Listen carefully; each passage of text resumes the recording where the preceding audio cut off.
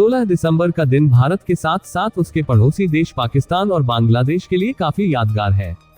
ये दिन जहां भारत और बांग्लादेश को गर्व से सिर ऊंचा करने का मौका देता है, तो वहीं पाकिस्तान का सिर शर्मिंदगी से नीचे झुका देता है। भारत ने साल 1971 में पाकिस्तान के खिलाफ युद्ध जीता था, जिसके परिणामस्वरूप बांग्लादेश नाम के एक अलग देश का जन्म हुआ, जिसे उस समय पूर्वी पाकिस्तान कहा जाता था। भारत पाकिस्तान पर जीत का जश्न विजय दिवस के तौर पर मनाता है। यह दूसरे विश्व युद्ध के बाद सबसे बड़ी सेना का सरेंडर भी माना जाता है। दोनों देशों के बीच युद्ध की शुरुआत पाकिस्तान के उस गुरूर के साथ हुई, जिसके नशे में आकर उसने भारत के 11 एयरबेस पर हवाई हमला किया।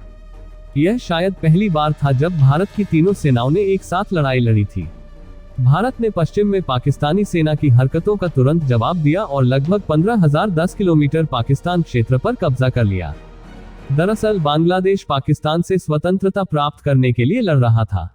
1971 में पाकिस्तानी सेना ने निर्दोष बंगाली आबादी, विशेष रूप से पूर्वी पाकिस्तान में अल्पसंख्यक हिंदू आबादी पर बर्बर नरसंहार करना शुरू कर दिया।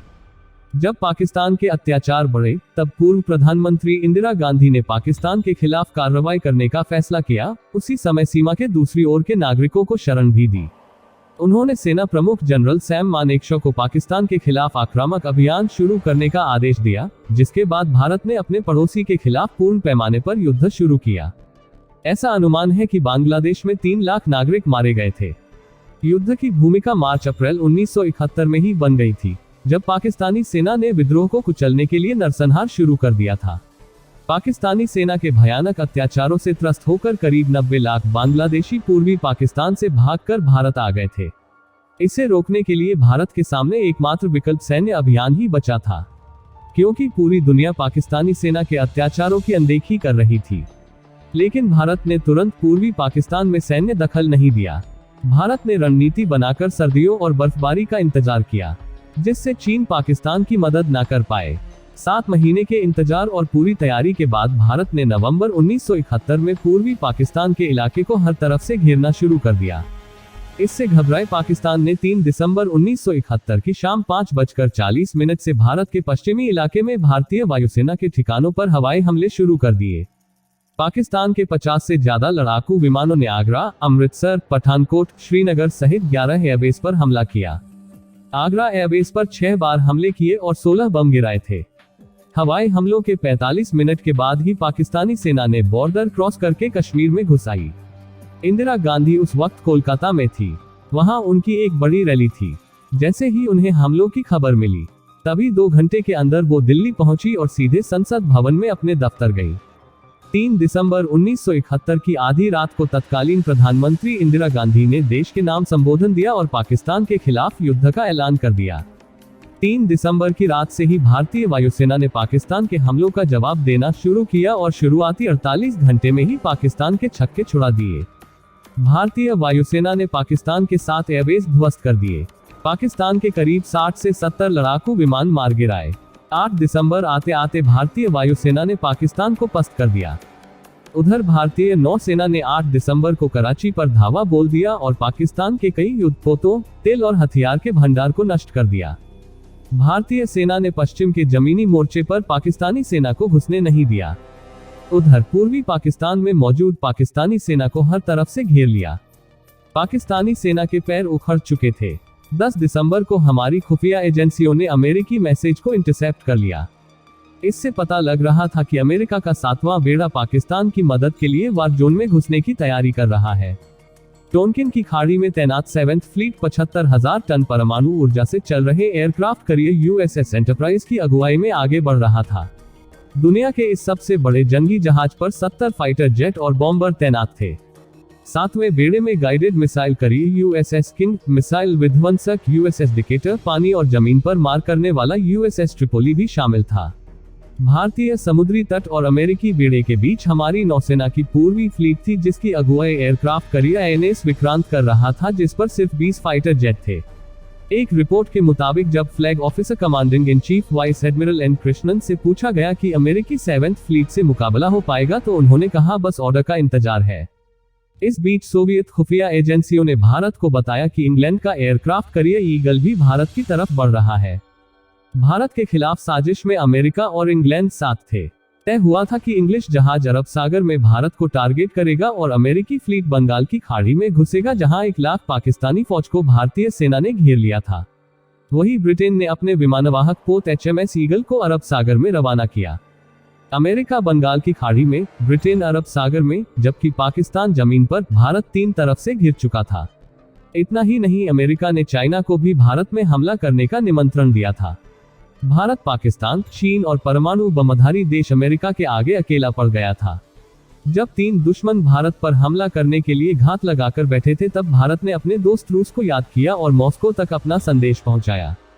रूस और भारत के बीच सोवियत भारत शांति मैत्री हुई थी, जिसमें तय हुआ था कि दोनों देश युद्ध के समय एक दूसरे की मदद करेंगे। इसलिए रूसी राष्ट्रपति परमाणु हथियारों से लैस सशस्त्र जहाज और पनडुब्बियां को रवाना करने का आदेश देते हैं। ये तारीख थी 13 दिसंबर। इसकी अगुवाई प्रशांत महासागर में रूस के 10वें बैटल ग्रुप के कमांडर व्लादिमीर क्रुगल्योव कर रहे थे। इस बेड़े में न्यूक्लियर पनडुब्बी भी थी, लेकिन टॉर्पीडो और मिसाइलों की रेंज 300 किलोमीटर थी। इसलिए ब्रिटिश और अमेरिकी बेड़े का प्रभावी ढंग से मुकाबला करने के लिए रूसी कमांडरों को उन्हें अपने लक्ष्य के भीतर लाने के लिए उन्हें घेरने का जोखिम उठाना पड़ा, और उन्होंने अत्यंत सटीकता के साथ ऐसा किया। फिर कमांडर द्वारा रूस की पनडुब्बी को ऊपर आने का आदेश मिला। रूसी पनडुब्बियों ने अमेरिका और ब्रिटिश सेना को हिला दिया, और कथित तौर पर ब्रिटिश वाहक युद्ध समूह के कमांडर एडमिरल डिमन गॉर्डन ने 7वें बेड़े के कमांडर से कहा, सर, हमें बहुत देर हो चुकी है। यहाँ रूसी परमाणु पनडुब्बी है और एक बड़ी युद्धपोतों का संग्रह।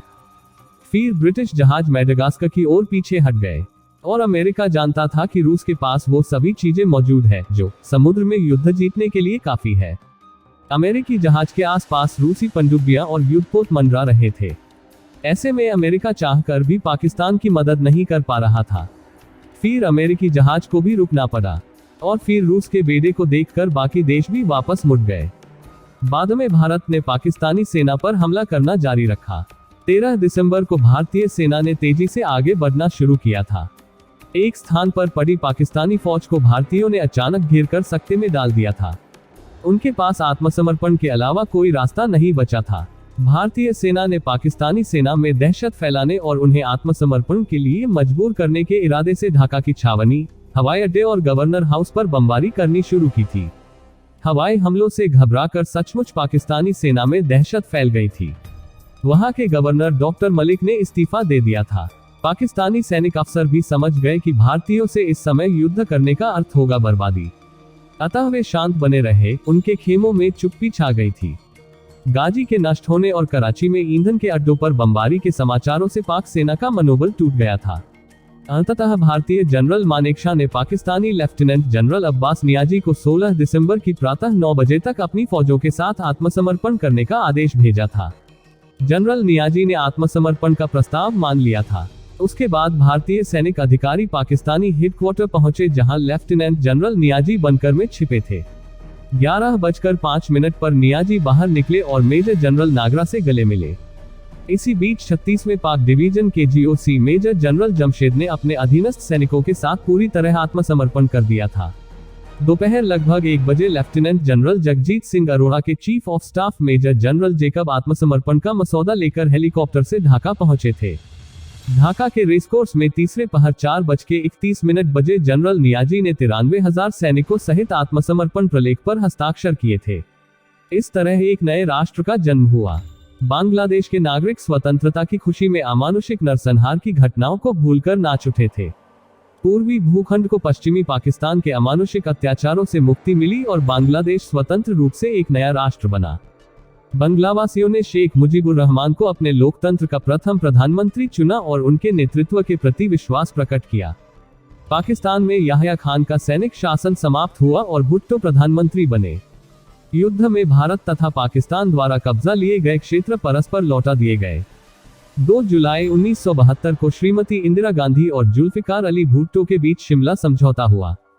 दोनों नेताओं ने निरस्त्रीकरण का समर्थन करते हुए समस्याओं को युद्ध की बजाय वार्ताओं से सुलझाना श्रेष्ठ समझा, और इस तरह भारत ने अपने सच्चे दोस्त रूस के साथ मिलकर बांग्लादेश को आजाद कराया। आशा करते हैं आपको वीडियो पसंद आया होगा। ऐसे ही वीडियोस देखने के लिए मिस्ट्री व्यू चैनल को सब्सक्राइब करें।